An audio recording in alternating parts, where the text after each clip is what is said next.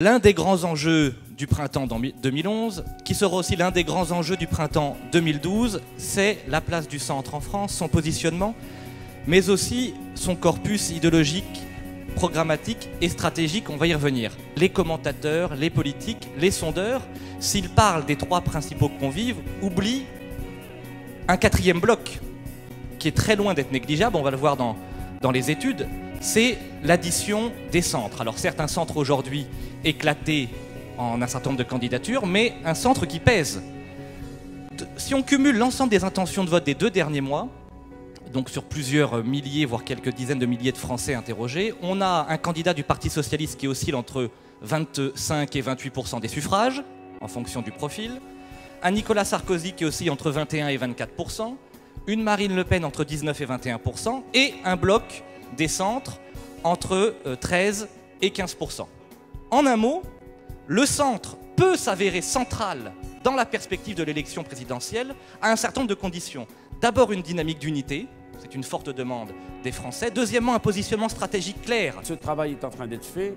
Ayez des gens dans vos têtes, les uns et les autres, qui pour préparer les élections législatives de 2012, eh bien, il va falloir faire ce travail rapidement. Le programme, les valeurs, la construction d'une confédération à marche forcée dans laquelle le nouveau centre est évidemment extrêmement utile. C'est un peu le moteur qui va nourrir les choses, même s'il n'est pas le seul.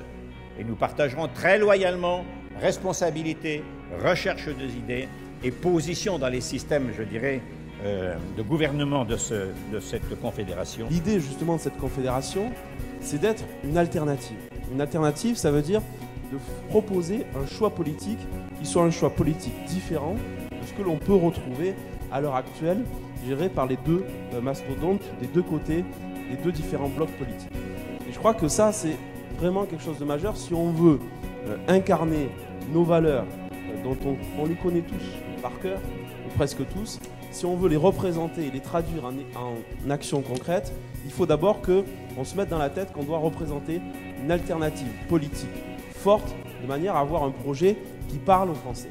Pour avancer et réussir en politique et porter un message centriste, il nous faut d'abord qu'il soit incarné par un homme ou une femme forte. Il faut ensuite des idées novatrices et il faut ensuite un parti et des fédérations en ordre de marche de manière à pouvoir tirer dans le même sens, de manière à faire en sorte que notre mouvement d'idées devienne une véritable force politique.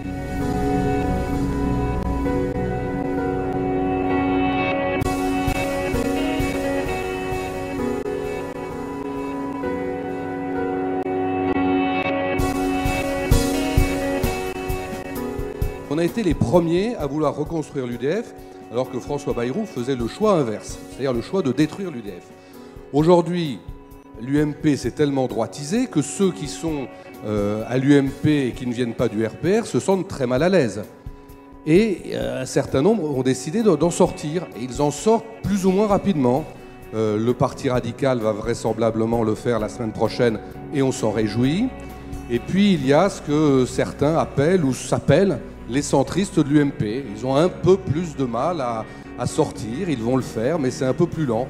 Donc c'est vrai que ces statuts ont été faits pour que chacun puisse venir à son rythme. Certains sont déjà là, certains arrivent, certains arriveront. Tout le monde n'est pas sur le même temps. Et je crois que l'important, c'est que tout le monde soit dans la même démarche de reconstruire un parti du centre fort dont la France a besoin.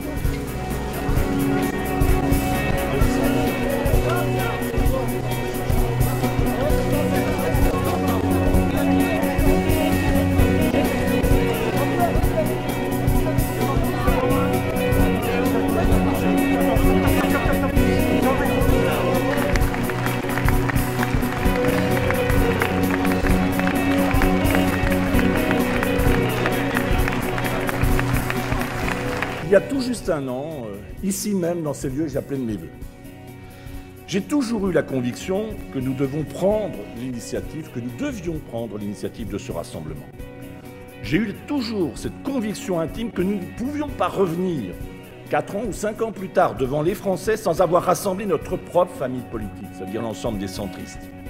Nous ne pouvons pas revenir devant les Français sans avoir tendu la main à ceux qui ont fait d'autres choix et qui aujourd'hui, comme nous, constate que si nous voulons compter dans la vie politique française, C'est en se rassemblant qu'on y parviendra. Après tout, depuis 30 ans d'alternance régulière et de coups de balancier de droite à gauche, la seule solution politique que les Français n'ont pas essayée, ce ne sont pas les extrêmes, c'est le centre. Et si nous avions la force, nous rassembler, nous réunir, si nous avions la force demain, non pas simplement pour le plaisir, au demeurant réel, de nous retrouver, mais de ne plus jouer en quatrième division, d'affirmer notre volonté non seulement d'être en première division, notre capacité à y jouer et notre vocation à figurer parmi les premières places. À l'origine de notre action politique, il y a l'idée franchement remarquable de Giscard de rassembler des gens qui ne travaillaient pas vraiment ensemble, c'est-à-dire les modérés, les radicaux et les humanistes, la famille chrétienne sociale et une partie de la gauche modérée, et que rassembler tout cela pour constituer une famille politique nouvelle, c'était la base de la modernisation politique de la France. Je crois que les conditions sont réunies pour accélérer le rythme sur un projet que de plus en plus, par rapport au monde qui bouge, par rapport à ce qui se passe autour de nous, nous allons pouvoir décliner. Accélérons le rythme également en renforçant notre rôle au sein de la majorité, dans la vie politique de notre pays. Accélérons également la construction de notre alliance dans la perspective et des échéances à venir, les présidentielles, bien sûr, mais aussi au-delà. Nous inscrivons aujourd'hui notre démarche dans la durée. Ça n'est pas une démarche conjoncturelle, c'est une démarche de long terme, c'est un point de départ. Enfin, nous y voilà, nous y sommes. Ceux qui doutaient, ceux qui nous disaient que c'était impossible, les égos des uns et des autres, ceux qui juraient que jamais nous ne parviendrons à nous unir, ceux qui avaient parié sur la division, ceux qui ricanaient en parlant de l'alliance des centristes, des républicains, des écologistes, ce grand mouvement que nous allons lancer ensemble, à tout cela, nous donnons tort aujourd'hui. Je vous propose d'apporter à la France une majorité nouvelle. Je vous propose une majorité d'idées, une majorité de projets, une majorité d'espoirs et de rêves, une majorité pour gagner.